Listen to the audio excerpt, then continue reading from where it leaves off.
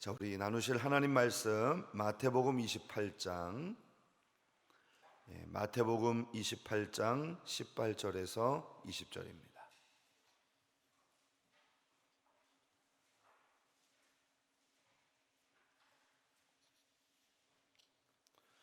자, 마태복음 28장 우리 18절부터 한 절씩 교독합니다.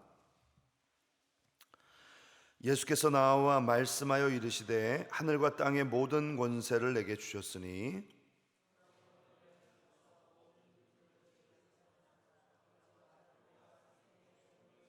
같이 봅니다. 내가 너희에게 분부한 모든 것을 가르쳐 지키게 하라. 볼지어다 내가 세상 끝날까지 너희와 항상 함께 있으리라 하시니라. 아멘. 자, 예수님은 당신의 일을 위하여 제자들을 선택하셨고 그들과 동거하심으로 훈련하셨습니다. 또 그리고 그들을 성별하여 세우시고 순종의 삶을 요구하셨습니다. 주님은 그런 제자들에게 자기 자신의 모든 생명까지도 다 그들을 위해서 주셨던 것이죠. 이제 주님은 그들에게 자기 자신이 하셨던 그 일을 맡기십니다. 결국 오늘의 주제는 주님의 위임입니다. 자, 예수님은 제자들이 자신의 일을 위임 받을 이 세상에 나갈 때까지 오롯이 그들을 키우는 일에 집중하시며 매달리셨습니다. 자, 그러나 그 일을 무리하게 진행하지는 않으셨습니다. 예수님은 그들의 학습의 능력을 잘 알고 계셨기 때문에 결코 서둘러서 그들에게 행동을 강요하지 않으셨던 것이죠. 예수님이 처음 제자들에게 따라오라고 초청하시는 그 말씀에는 결코 세상을 향해서 나가고 복음을 증거해야 된다라고 하는 그 내용이 없습니다. 주님은 처음부터 그런 계획을 가지고 계셨음에도 불구하고 제자들에게 그렇게 말씀하지 않으셨습니다. 예수님께서는 사명을 주시기 위해서 사용하신 방법이 다만 제자들이 하나님과 생생한 경험을 갖게 하는 것, 그리고 무엇인가를 해야 한다고 말씀하시기 전에 자신이 그 일하는 방법을 친히 보여주시는 것이었습니다. 주님은 제자들로 하여금 주님을 따라다니는 동안 음식을 나르게 하거나 또 일행을 위해서 숙소를 준비하게 하는 등 다른 방법으로 이 주님을 거들도록 하셨습니다. 그러나 복음서의 기록을 볼 때 예수님은 거의 1년 동안 이 제자들에게 그저 주님이 하시는 일을 보이는 것 이외에는 그 어떤 요구도 하지 않았던 것입니다. 주님은 계속 제자들에게 비전을 제시했고 어부였던 4명의 제자들을 부르실 때에는 너희를 사람이 낚는 어부가 되게 하시겠다라고 말씀하셨지만 그들이 그리 많은 일을 한 것은 결코 아니었던 것입니다.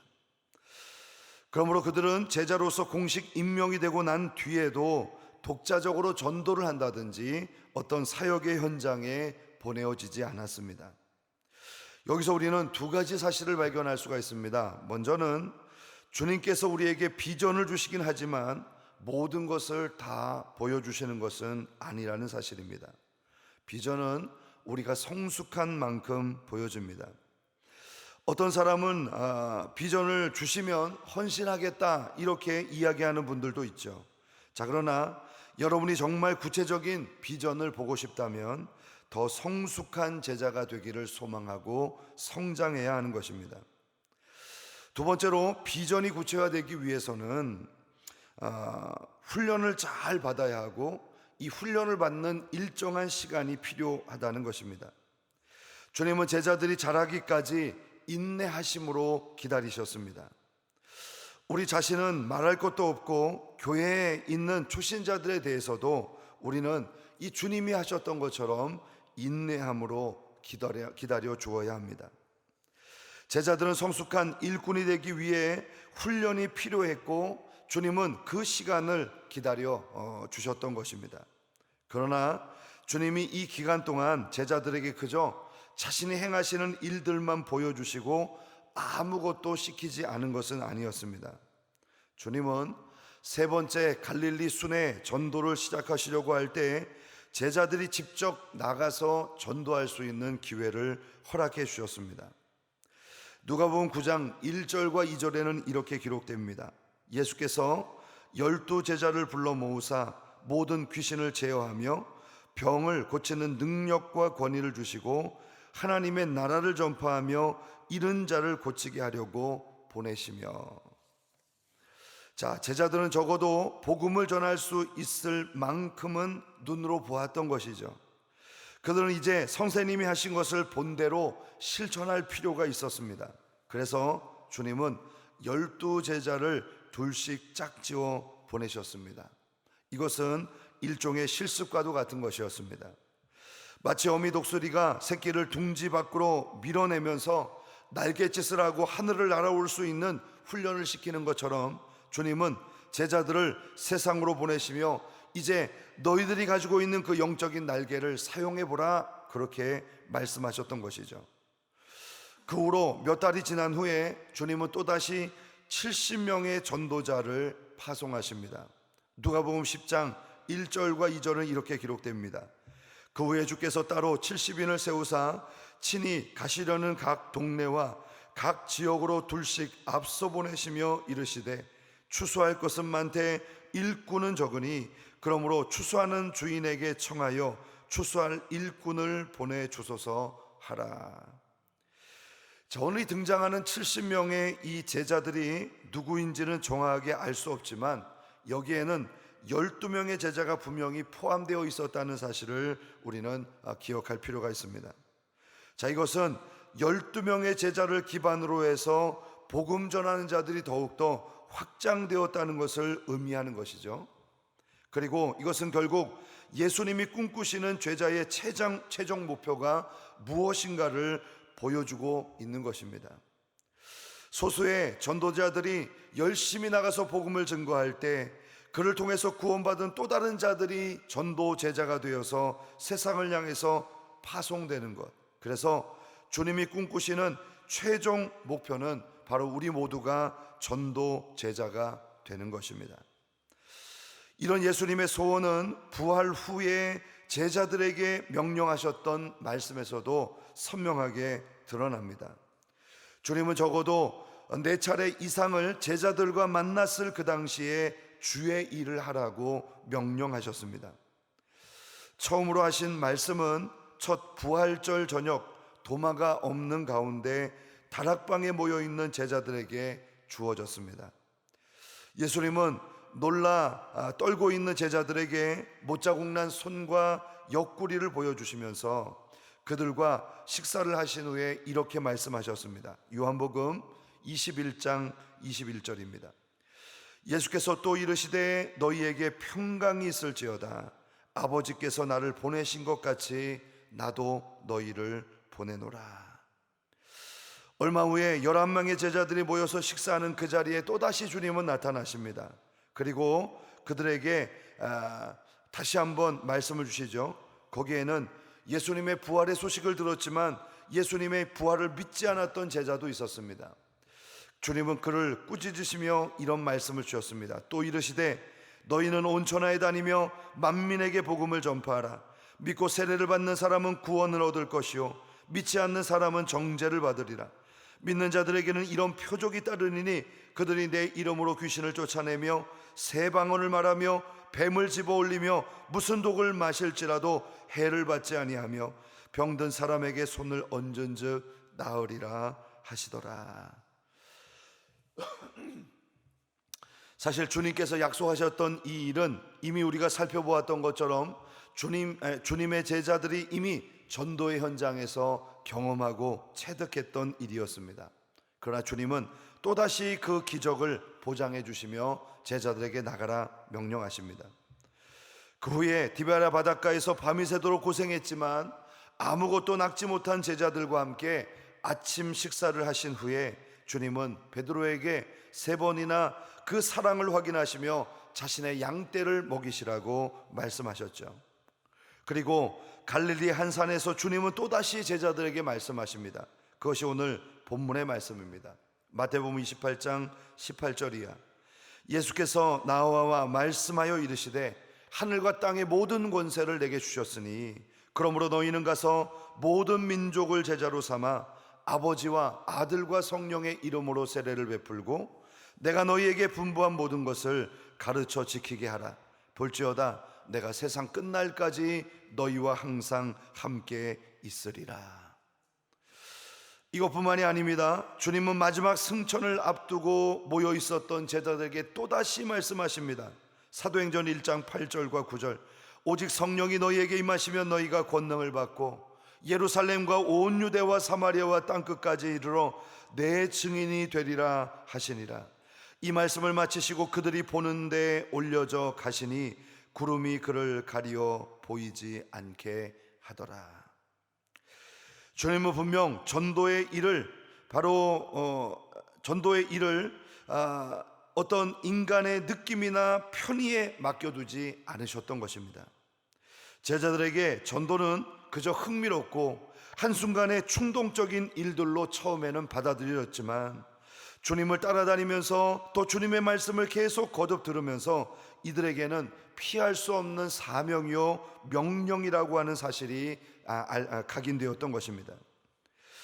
전도의 명령은 직분자들뿐만이 아니라 초신자와 예수님을 멀리서 따르는 사람들에게도 동일하게 적용되어야 할 일입니다. 예수님은 제자로서 이 땅 가운데 수많은 믿음의 사람들을 세우셨습니다. 그리고 그 제자들은 바로 예수님께로부터 보냄을 받은 자들입니다. 주님은 자신이 보냄을 받아 생명을 바쳐 구원을 이루신 것처럼 오늘 우리들도 세상으로 보내기를 원하고 계십니다.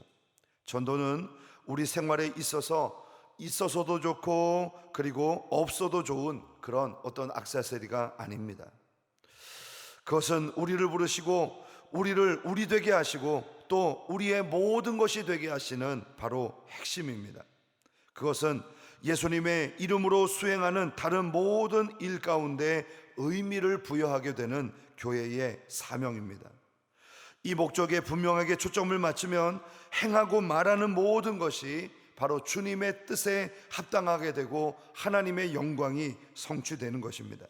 그러므로 전도를 해야 하고 또 성도로서 가장 큰 행복과 성취감을 누릴 수 있는 그런 가장 유일한 길은 바로 이 전도자로 살아가는 길이죠. 전도를 시작했다고 해서 그 일이 계속될 것이라고 하는 보장이 주어지는 것은 아닙니다. 일단 게으름을 이겨낸 이후에도 계속 움직여 나가야 하고 올바른 방향을 향해 나가도록 기도할 필요가 여전히 우리에게는 있습니다. 예수님께서 제자들에게 끊임없이 이 명령을 강조하고 또 강조하셨다는 이 사실을 기억해 보십시오. 제자들에게 주어졌던 과제는 주님과 동행하는 이 3년의 훈련 과정으로 결코 맞춰진 것이 아니었습니다. 그들은 여전히 세상이라는 사역지에서 배울 것이 많았고 여전히 훈련되어야만 했습니다. 그래서 주님은 언제나 그들과 함께 하시겠다는 그 약속의 말씀을 제자들에게 주셨던 것입니다. 오늘 본문의 말씀 우리가 다시 한번 읽어보겠습니다. 우리 본문 마태복음 28장 18절에서 20절 우리 한 목소리로 읽겠습니다. 시작. 예수께서 나와 말씀하여 이르시되 하늘과 땅의 모든 권세를 내게 주셨으니 그러므로 너희는 가서 모든 민족을 제자로 삼아 아버지와 아들과 성령의 이름으로 세례를 베풀고 내가 너희에게 분부한 모든 것을 가르쳐 지키게 하라. 볼지어다 내가 세상 끝날까지 너희와 항상 함께 있으리라 하시니라. 이것은 우리가 주님의 지상 대위임령 또는 지상 대명령이라고 하는 명칭을 붙여놓은 말씀입니다. 바로 주님은 3년 동안 함께 동고동락했던 그 제자들에게 이 말씀을 주시며 그들이 감당해야 될 최종적인 사명과 삶의 목적이 무엇인지를 말씀해 주고 계십니다. 하늘과 땅의 모든 권세는 이미 너희들에게 주어졌다. 그러므로 너희는 이제 가서 그들을 제자로 삼고 아버지와 아들과 성령의 이름으로 세례를 베풀고 그들에게 이 복음의 말씀을 가르쳐 지키게 하라. 그리고 주님은 한 가지 중요한 보장을 말씀하시죠. 내가 세상 끝날까지 너희와 항상 함께 있으리라. 이것은 오늘 이 말씀을 받고 있는 제자들이 세상을 떠나는 그 순간까지 함께 하시겠다는 약속과 동시에 주님께서 재림하실 이 세상의 끝날까지 오늘도 이와 같은 사명을 가지고 달려가는 믿음의 사람들에게 함께하여 주시겠다는 주님의 약속입니다. 그러므로 오늘도 주님 앞에 동일한 제자의 삶을 살아가는 우리들에게 이 약속은 여전히 유효합니다. 오늘 우리의 삶의 현장이 어찌 보면 무료하고 하나도 행복이 없고 삶 속에 늘 어제가 오늘 같고 오늘이 내일 같은 그런 삶을 살아가고 있다면 한번 이 전도의 사명에 불을 지펴 보시기 바랍니다. 이 사명과 더불어 우리의 삶이 행복과 안정과 진정한 성취감이 누려지게 될 것입니다. 큰 일을 해서 전도자가 되는 것 아닙니까? 아닙니다. 뭐 대단한 열매를 맺어야 전도자로 인정받는 거 아닙니다. 우리의 삶에서 소소한 것으로 드릴 수 있는 그 작은 것, 순종도 마찬가지죠. 큰 것, 대단한 것, 순교의 자리까지 나가야 순종이 아니라 바로 이 작은 말씀 하나를 우리의 삶 가운데 실천하는 그 작은 몸짓 하나가 바로 순종이요 사명인 줄로 믿습니다. 오늘도 이 주님의 놀라운 명령을 위임받은 우리 모두가 이 사명을 감당하게 되는 은혜가 있기를 주님의 이름으로 축복합니다. 기도하겠습니다.